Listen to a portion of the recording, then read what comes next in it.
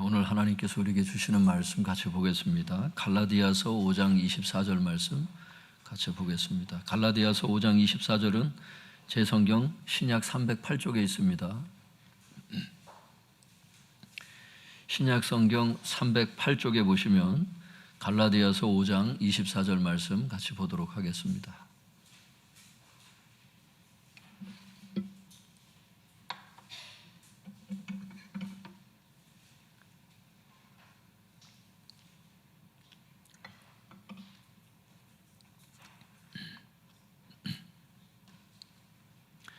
갈라디아서 5장 24절 우리 찾으셨으면 같이 한 목소리로 합독하도록 하겠습니다. 시작. 그리스도 예수의 사람들은 육체와 함께 그 정욕과 탐심을 십자가에 못 박았느니라. 제목을 한번 따라해 주시기 바랍니다. 그리스도께 속한 사람, 그리스도께 속한 사람, 그리스도께 속한 사람, 이런 제목으로 하나님의 말씀을 전하도록 하겠습니다. 갈라디아서 5장 24절 다시 한번 읽어보겠습니다. 시작. 그리스도 예수의 사람들은 육체와 함께 그 정욕과 탐심을 십자가에 못 박았느니라. 헬라어 원문에 가깝게 제가 번역해 볼 테니까 한번 성도님들 비교해 보시기 바랍니다. 그리스도 예수께 속한 사람들은 육신과 함께 그 감정들과 소욕들을 십자가에 못 박아 왔느니라. 현재 완료 시제로 되어 있어요. 과거부터, 과거적 칭이죠. 옛날에 예수님 영접할 때 그때부터 십자가에 못 박아 온 거예요. 지금까지. 누가? 그리스도 예수께 속한 사람들은, 이렇게 되어 있어요. 원문에는 그렇게 되어 있어요. 그리스도께 속한 사람들은. 그리스도 예수께 속한 사람들의 특징이 뭐냐? 육신과 함께 그 감정들과 소욕들을 십자가에 못 박아 왔느니라.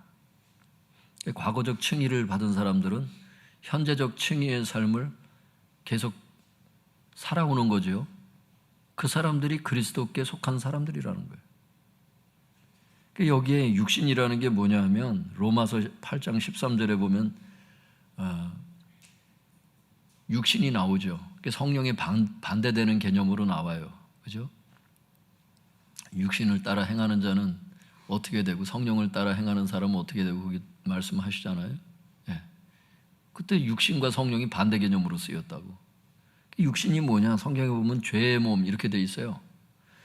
여러분, 우리의 이 몸이라는 게 불의의 병기로 쓰일 수도 있고요, 의의 병기로 쓰일 수도 있고요. 이래요. 우리의 몸이 순종의 도구로 쓰일 수도 있고 불순종의 도구로도 쓰일 수 있고 이렇다는 거예요. 근데 여기서 얘기하는 것은 뭐예요? 불의의 병기를 얘기하는 거예요. 불순종의 몸, 불순종의 행동들. 이게 어디 멀리 있는 게 아니에요. 예를 들면 이런 거예요. 하나님께서 네가 봉사를, 찬양 봉사를 하든 뭐 어떤 교회 봉사를 하든 지각하지 말아라. 약속 시간을 지켜라. 얘기를 했어요. 하나님께서 어느 날 알아듣게 본인에게. 그럼 자기가 깨닫잖아요. 아, 내가 지각하면 안 되는구나. 근데 이 불의의 병기는 뭐예요? 괜찮다는 거예요. 아, 그 정도야 뭐. 우습게 알아요. 이 불순종의 행동을 얘기하는 거거든, 이게. 육신이라는 게. 육신대로 행하는 자는 반드시 죽을 것이요. 그렇게 작은 수준에서부터 큰 수준도 있죠. 예를 들어서 주님께 이렇게 기도할 수 있잖아요. 하나님, 배우자를 놓고 기도하는데 하나님께서 어느 날 비추셔서 누구누구와 결혼하는 게 내 뜻이다. 근데 막 자꾸 조건이 보이는 거야. 저 사람은 이게 부족하고요, 저 사람은 저게 부족하고요. 결국엔 하나님의 뜻대로 순종을 하질 않아. 그러므로 말미암아 그 인생에 대단한 환난과 고난이 와. 이게 육신이에요. 육신대로 행하는 겁니다. 계속. 하나님께서 비추시면 그냥 그것만 보면 되는데 자꾸 욕심이 나는 거예요. 인간이. 육신대로 행하는 겁니다. 그게. 이 죄의 몸으로, 불의의 병기로, 죄된 습관 막 이런 거 있죠. 습관. 하나님 건강하게 해주세요 했는데 하나님께서 오늘날 이렇게 말씀하셨어요. 야식을 끊어라. 주님께서 저에게 비추신 거예요. 야식을 끊어라. 근데 야식을 끊지를 않았어. 그래서 여러 가지 합병증이 오고 안 좋은 것들이 막 생겨. 아, 주님 왜 이렇게 하셨나요? 그거부터 순종하라는 거예요, 주님은. 주님께서 좀 전에 비추시더라고, 그걸. 주님을 원망할 게 아니라는 거예요. 하나님께서 설교 시간을 통해서 어떤 시간을 통해서 알아듣도록 어떤 것들을 말씀하실 때 그런 것들은 다 듣지 않고 졸고 안 듣고 어떤 건 들었는데도 못 들은 사람처럼 행하면서 하나님 왜 나에게 건강을 안 주시나요? 그게 아니라는 거예요. 몸은 습관의 산물이라고 예전에 메시지도 전했잖아요. 물은 어떻게 마셔야 되고 음식은 어떻게 먹어야 되고 쌀은 백미가 아니라 작곡을 어떻게 먹어야 되고 다 주님께서 가르쳐 주셨다고. 근데 우리 이 육신이 뭐예요? 음식 습관이잖아. 자기가 먹던 습관에 길들여져 가지고 중년이 넘었는데도 계속 청년회 때 먹었던 그 음식 습관으로 계속 밀고 나가 보세요. 어떻게 되는지. 몸이 변화가 됐으면 음식 습관도 변화가 돼야 되는 거거든요. 근데 모든 몸의 기능이 다 떨어지고 소화력도 떨어지는 나이가 됐는데도 옛날 청년처럼 자꾸 먹으려면 양적으로도 그렇고 질적으로도 그렇고 안 된다는 거예요, 그게.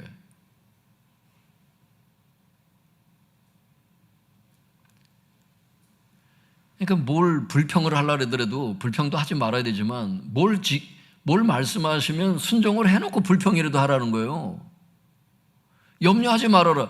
염려와 이런 것들이 스트레스잖아요. 스트레스가 암의 원인이고 모든 것들의 원인이에요. 이게 많아요. 이게 스트레스가. 이게 눈에도 안 좋고 이게 건강에 안 좋은 거예요. 이게 다. 스트레스가 다 그래. 그러니까 염려하지 말아라 그랬어. 계속 염려하면서 하나님 왜 내가 기도를 하는데 응답을 안 해주시나요? 염려부터 내려놓으라는 거야. 그러니까 나한테 맡기는 방법부터 배워라.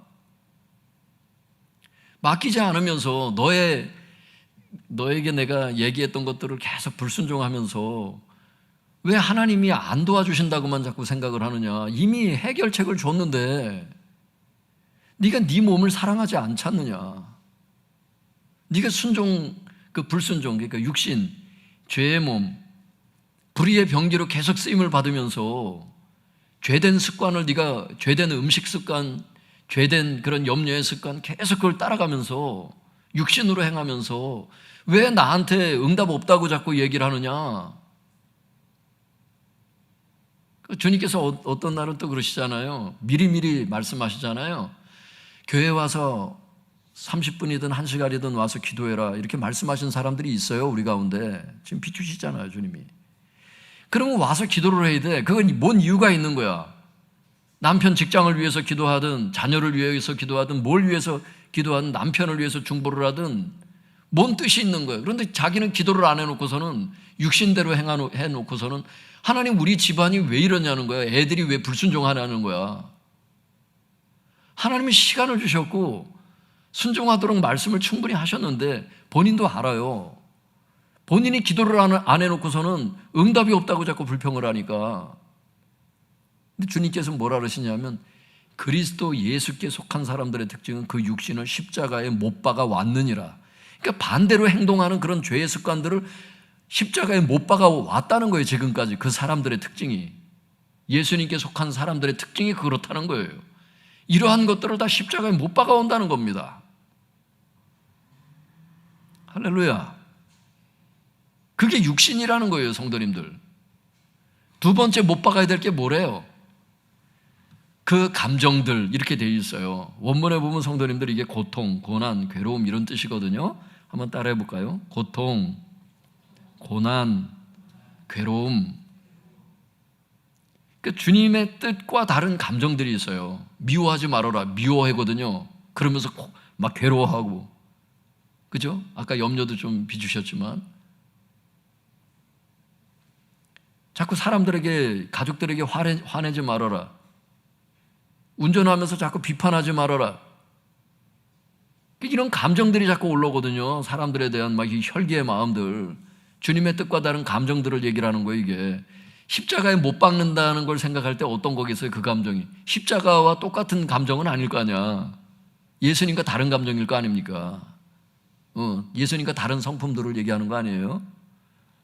그런 것들을 십자가에 못 박아 왔느니라. 누가? 그리스도 예수께 속한 사람들은, 이런 뜻이에요. 성도님들 어떤 경우는 이런 게 있어요. 어떤 거는 용서가 안 되는 게 있지.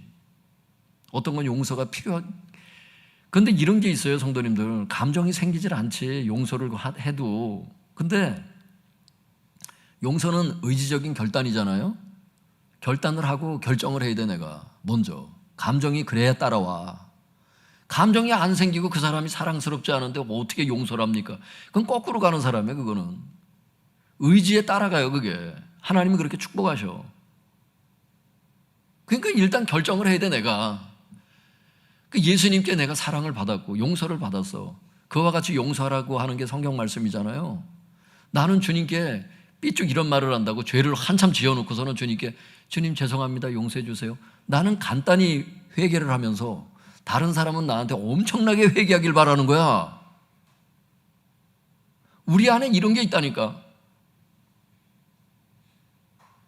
어느 정도 그게 전달이 됐고 서로 그게 소통이 됐으면 용서해 줘야 되거든요, 그게. 그 사람이 용서를 더군다나 구하는 경우는 용서를 해줘야 되거든. 근데 이 감정들이 어때요? 혼자 괴로워해. 이 괴로움은 주님이 주신 괴로움이 아니지. 혼자 만들어낸 괴로움이죠. 용서하기 싫은 괴로움이죠. 이런 불순종의 감정들을 어떻게 해요? 십자가에 못 박아 왔느니라, 이렇게 되어 있어요. 여러분, 우리의 영적인 상태에서는 세례받을 때 이미 십자가에 못 박아서 예수님과 함께 십자가에 장사되고 같이 부활했던 것을 알 수 있기를 바랍니다. 근데 여러분, 우리에게 뭐가 남아있어? 육신과 혼이 아직 남아있잖아. 변화받아야 될 성화의 시간들이 남아있거든요. 그 감정들도 못 박아야지. 그게 우리에게 남겨진 숙제다. 그리고 성령님께서 함께 하시는 것을 알 수 있기를 바랍니다. 남편이 미울 수도 있어요. 왜 자꾸 저렇게 행동하나? 옛날에 결혼하기 전엔 사랑했지만 그때는 막 결혼해달라고 그래서 결혼을 했는데 사람은 그게 기본값이 되잖아요. 똑같잖아. 저 아파트 들어갔으면 좋겠다. 들어가게 해주시면 그게 기본값이죠. 더 이상 그게 감사하지 않잖아요. 많은 사람이. 결혼하게 해주세요. 결혼하게 해주셨는데 감사하지가 않아요, 그때는. 왜? 그게 기본값이 되니까. 그러면서부터 이제 왼수짓을 하기 시작하는 거야, 배우자가. 서로가 서로에게. 그 못된 감정들을 십자가에 못 박아야 되는 거예요, 우리가. 오늘 주님께서 우리에게 비추시는 겁니다. 그래야 네가 산다는 거예요. 성도님들, 나중에요, 이 그리스도께 속한 사람들이 어떻게 되느냐, 이 사람들이 부활이 돼요. 나중에 성경 찾아보면 그 사람들만 궁극적인 구원을 얻어요. 김세윤 박사가 얘기하는 과거적 칭의를 받은 사람이 현재적 칭의의 삶을 살다가 미래적 칭의를 받는다. 이 김세윤 박사가 얘기하는, 요즘 신학자들이 얘기하는 궁극적인 구원이 미래적 칭의거든요.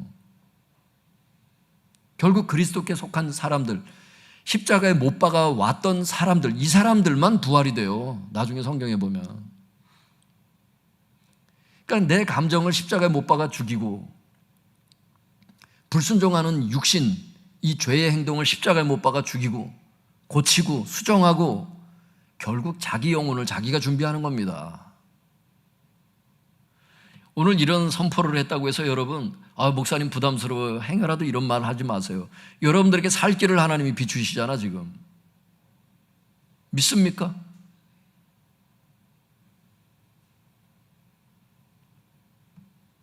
근데 어떤 사람은 살 길을 비추시는데도 왜 자꾸 말씀하시나 이런다니까. 죽으려고 환장을 한 거예요, 그게. 못 박지 않고 죄된 습관 안 고치고 하나님 영광 가리고 죄된 감정들 십자가에 못 박지 않고 계속 죄짓고 밀고 나갔을 때 어떻게 되나 보세요. 부활이 안 돼요, 여러분. 이따 고린도전서 찾아볼게요. 심각합니다, 이게. 그 다음에 마지막엔 성도님들 세 번째가 뭐지요? 소욕들을 십자가에 못 박아 왔느니라 이렇게 돼 있어요. 이 탐심이라고 여긴 돼 있지만 실제는 육체적인 육신의 소욕을 얘기를 해요. 갈라디아서 5장 16절 17절에 보면 그 육체의 소욕이 나오잖아요. 성도님들 거기 한번 같이 읽어볼까요? 16절 17절 그 위에 한번 읽어보세요. 시작. 내가 이르노니 너희는 성령을 따라 행하라. 그리하면 육체의 욕심을 이루지 아니하리라. 육체의 소욕은 성령을 거스리고 성령은 육체를 거스리나니 이 둘이 서로 대적하므로 너희가 원하는 것을 하지 못하게 하려 함이니라. 16절에 성령을 따라 행하라.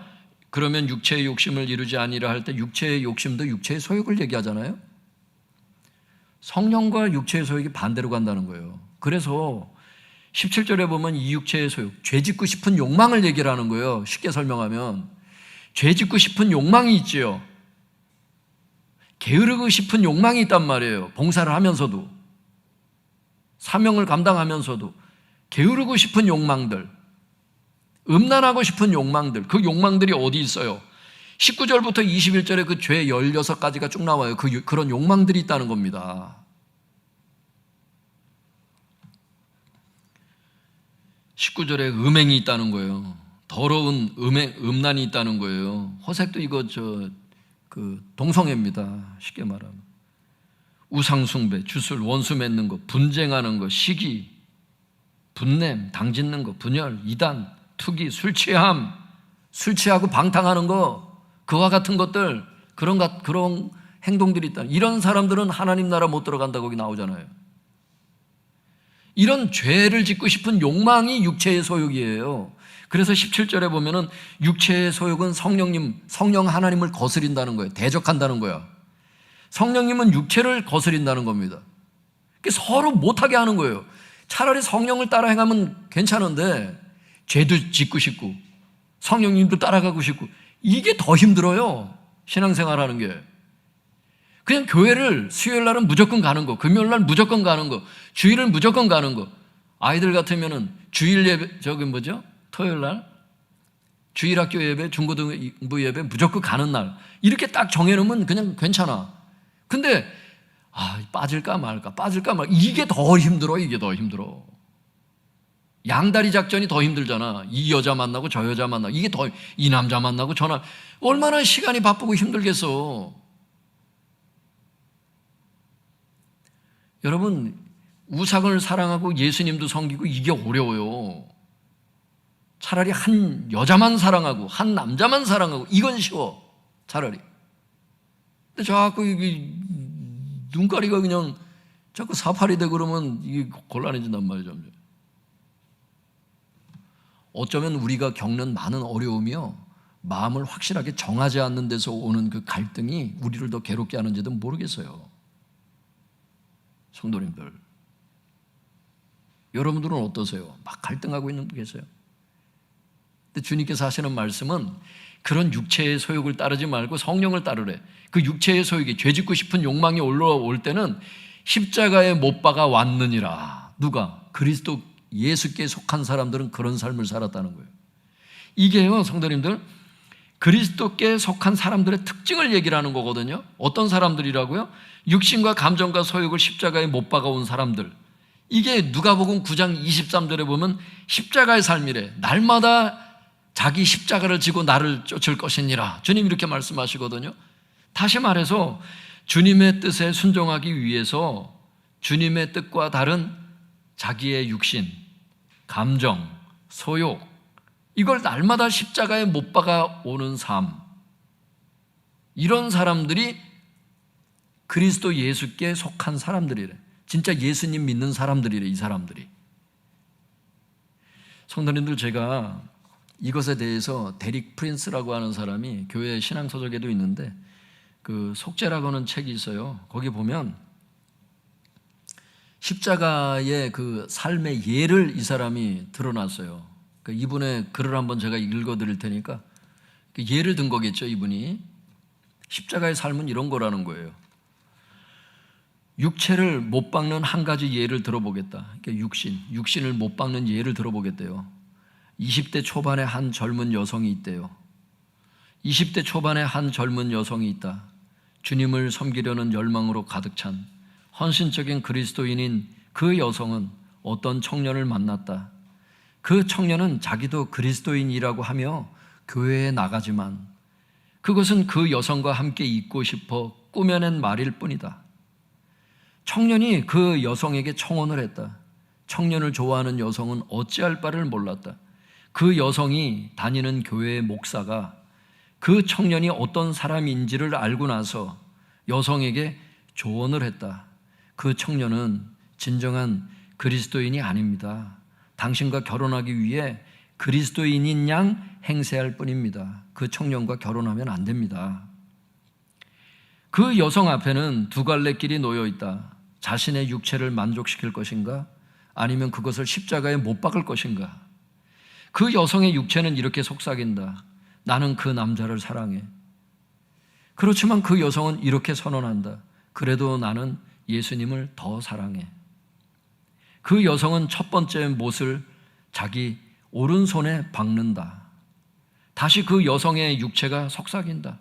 나도 가정을 갖고 아기들을 낳고 싶어. 하지만 그 여성은 육체의 속삭임을 무시하고 두 번째 못을 자기 왼손에 박는다.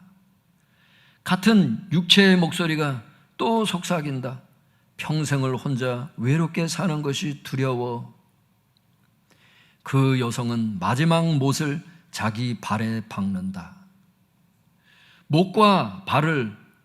손과 발을 모두 못질해야 하는 이유가 이해가 되는가? 중략하고요. 물론 반대의 경우도 있겠죠. 진짜 예수님을 믿으려고 온 사람이 있다면 이렇게 행동하면 안 되지. 근데 가짜로 진짜 올 수도 있거든. 그런 경우를 얘기를 하는 거죠. 대다수 그리스도인의 삶에는 위기가 찾아온다.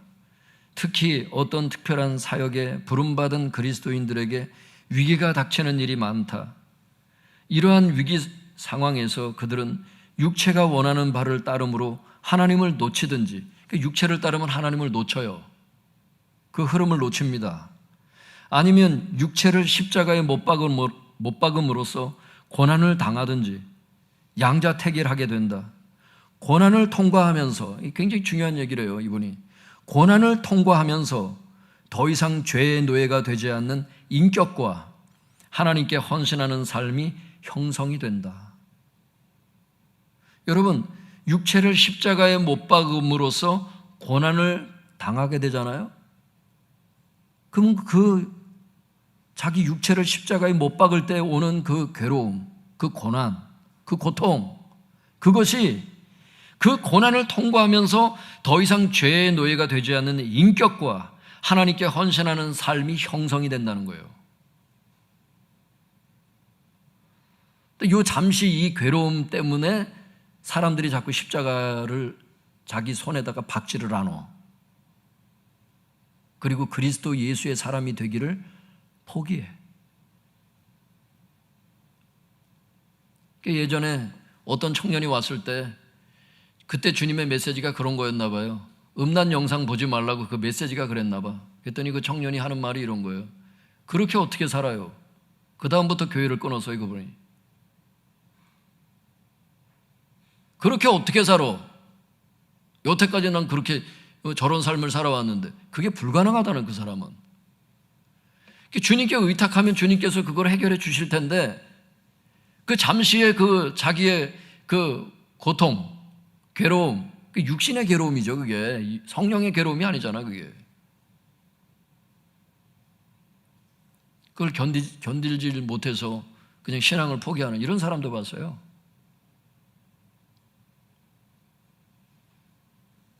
그런데 오늘 이분 하시는 말씀이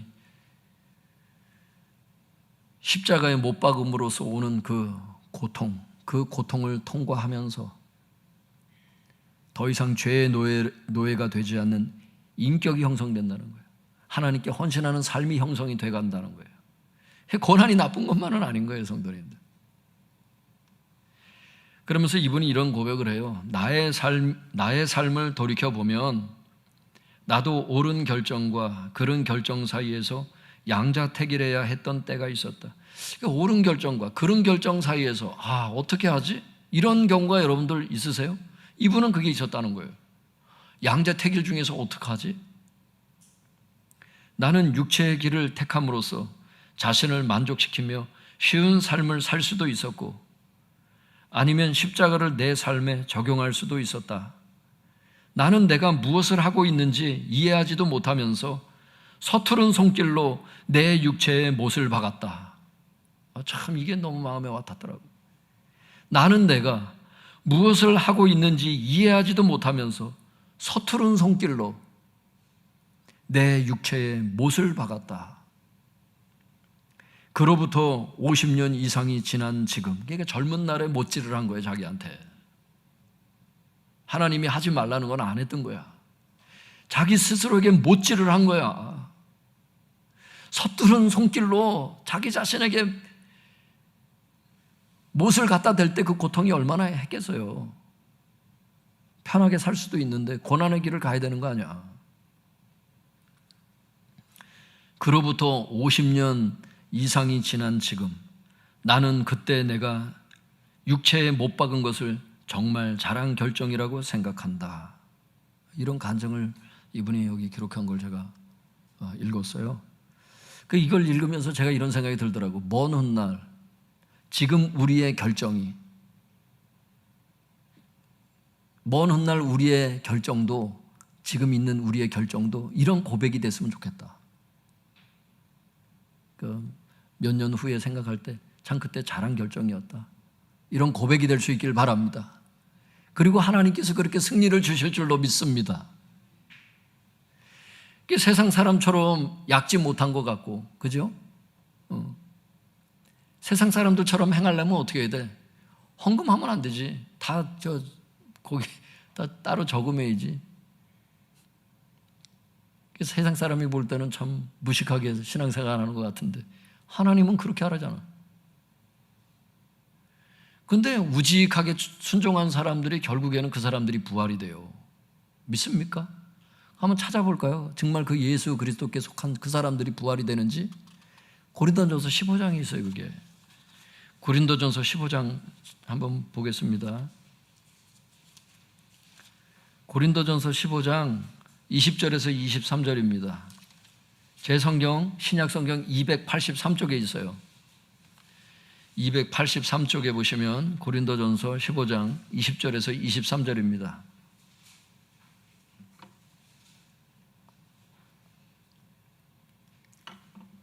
음. 20절에서 23절 같이 읽어보겠습니다. 시작. 그러나 이제 그리스도께서 죽은 자 가운데서 다시 살아나사 잠자는 자들의 첫 열매가 되셨도다. 사망이 한 사람으로 말미암았으니 죽은 자의 부활도 한 사람으로 말미암는도다. 아담 안에서 모든 사람이 죽은 것 같이 그리스도 안에서 모든 사람이 삶을 얻으리라. 그러나 각각 자기 차례대로 되리니 먼저는 첫 열매인 그리스도요, 다음에는 그가 강림할 때에 그리스도에게 속한 자요. 20절에 보면 성도님들, 이 고린도전서 15장은 부활장이잖아요. 부활에 대한 말씀이 가득하거든요. 20절에 보니까 그리스도께서 죽은 자 가운데서 다시 부활하셨다는 거예요. 잠자는 자들, 죽은 자들의 첫 열매가 되셨다는 거예요. 잠잔다고 표현해요, 성도들을. 왜? 일어날 거니까. 믿습니까? 그 죽은 사람들 막 슬퍼하고 그러잖아요, 우리가. 아버지 돌아가셨어. 막 슬퍼해. 근데 소망이 있잖아. 일어난다는 거예요. 잠잔다는 말은 일어난다는 뜻이니까. 그 첫 열매가 예수님을 샘플로 보여줌으로써 확실히 일어난다는 거예요. 믿습니까? 21절에 말씀하세요. 죽은 자의 부활도 한 사람으로 말미암는도다. 사망이 아담 한 사람으로부터 말미암았잖아요. 죽은 자의 부활도 예수님 한 분으로부터 말미암는 것을 알 수 있기를 바랍니다. 첫 열매가 됐다는 얘기는 두 번째 열매도 있다는 얘기 아니야. 22절에 아담 안에서 모든 사람이 죽은 것 같이 예수님 안에서 모든 사람이 삶을 얻게 되지 않습니까? 23절에 그러나 각각 자기 차례대로 부활이 된다는 거예요. 어떻게? 먼저는 첫 열매인 예수님이 부활하시고, 그 다음은 예수님이 재림하실 때 그리스도에게 속한 자가 부활이 된다는 겁니다. 믿습니까?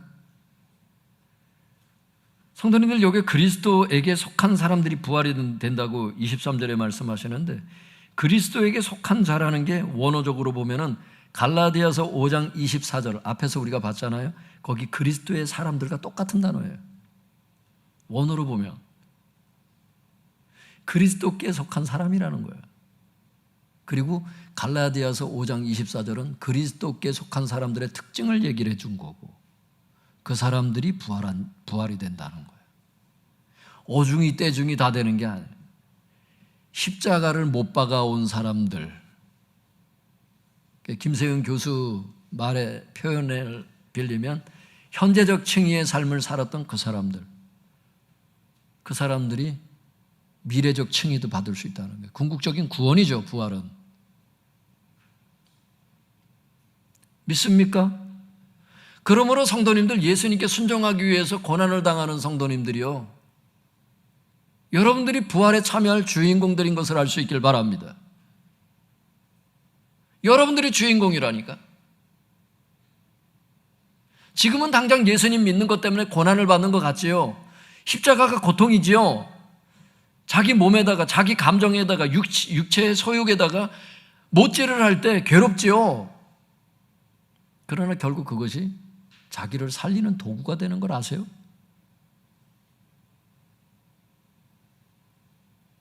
순종의 길을 걸어갈 수 있길 바랍니다. 청년들이여, 순종할 수 있길 바랍니다. 그게 여러분을 살린다니까.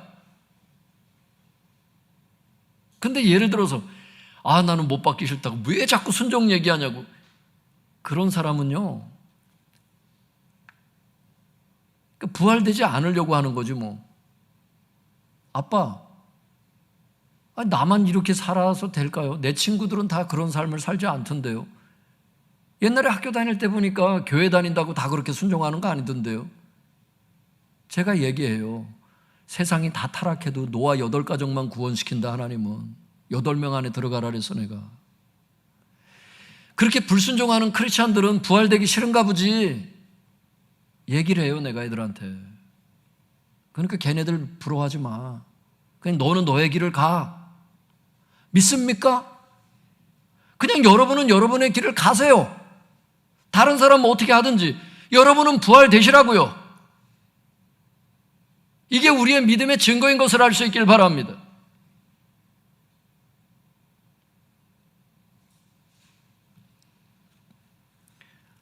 제가 어제 사역자 소그룹 하면서 어제는 시간이 없어서 다른 레마가 많이 나와가지고 예화를 말씀 못 드리고 그냥 이야기 줄거리만 말씀드리면서 제가 목사님들한테, 부목사님들한테 그런 말씀을 드렸어요. 내 목적이 뭔 줄 아냐? 우리 성도들 궁극적인 구원을 받게 하는 게 내 목표다 그래서요.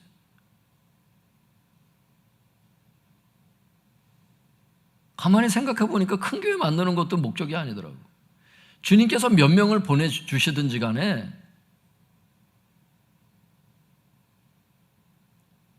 궁극적인 구원을 받도록 정직하게 설교하는 거. 살고자 온 사람들에게 바른 길을 제시해 주는 거. 정직하게. 목사의 양심을 걸고. 그게 내가 해야 될 일이더라고. 설령 정직하게 말을 했던 것 때문에 부담스러워서 더 편한 교회를 찾아가더라도 살고자 하는 자는 살게 해줘야 되는 게 아닌가. 이게 목사의 뚝심이어야 되는 게 아닌가.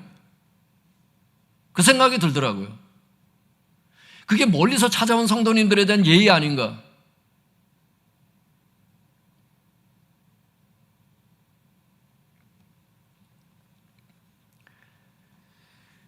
성도님들, 결국에는요, 말씀을 종합해보면 이거예요. 주님의 뜻에 순종하기 위해서 주님의 뜻과 다른 내 육신, 감정, 육신의 소욕, 이거 십자가에 못 박아온 사람들이 부활하게 된다. 다시 말해서 십자가의 삶을 살아온 사람들이 부활하게 된다. 이게 말씀의 요지더라고.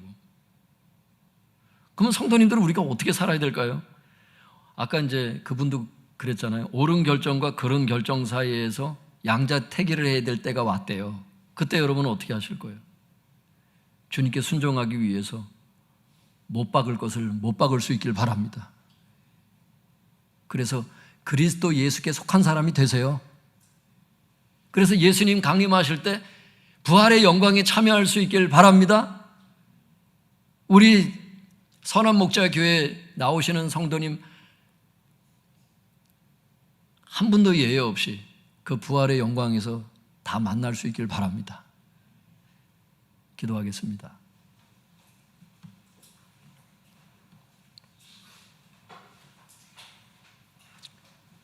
우리 주여 주여 세 번 부르짖고 통성해서 회개할 것 회개하고 못 박는 시간 갖겠습니다.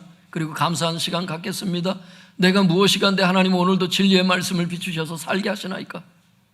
지금 내가 당하는 고난과 슬픔이 있다 할지라도 주님 결국 이것이 부활의 영광으로 바뀌게 될 줄로 믿습니다. 소망을 가지면서 기도하세요. 주여 주여 부르짖고 기도하겠습니다. 주여